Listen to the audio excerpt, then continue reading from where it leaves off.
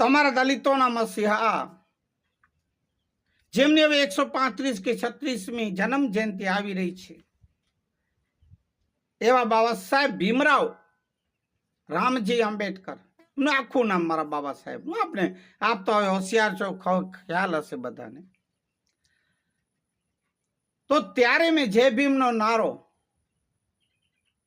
આ અબડાસા લખપત છેવાડે, કચ્છના છેવાડે સમજો ને, ત્યારે મેં આ નારો પહોંચાડ્યો હતો. અને 1990માં મેં ડોક્ટર ભીમરાવ આંબેડકર નગર વસાયું, મેં હમણાં વાત કરી. તો આપણે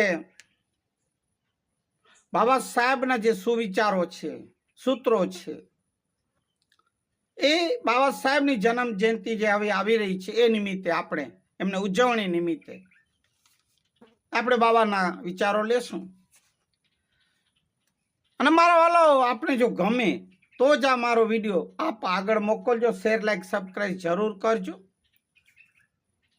તો બીજાને પણ આ આપણા એક જ્ઞાનનું કે બાબાના વિચારો સુવિચારોનું એક લાભ મળે. આ એક પણ દાન જ છે, જ્ઞાન દાન. એ આગળ મોકલજો.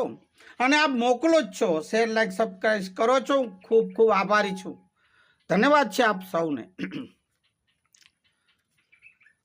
તો પ્રથમ બાબાના વિચાર હું આપને કહું.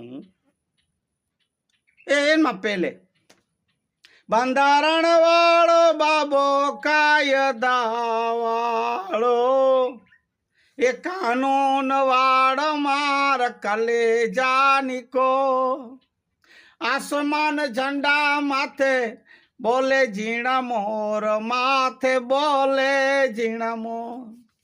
બંધારણ વાળો બાબો, સંવિધાન વાળો, એ કાયદા વાળો મારા, એ કાનૂન વાળો મારા કલેજા નીકો, આસમાની ઝંડા માથે બોલે ઝીણા મોર, માથે બોલે ઝીણા મોર. બંધારણ વાળો બાબો, સંવિધાન વાળો.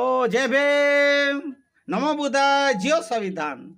તો પ્રથમ વિચાર, આપણે સૌથી પહેલા અને પછી આખરમાં પણ ભારતીય જ છીએ. પ્રથમ અને આખરમાં આપણે ભારતીય જ છીએ, એ યાદ રાખો.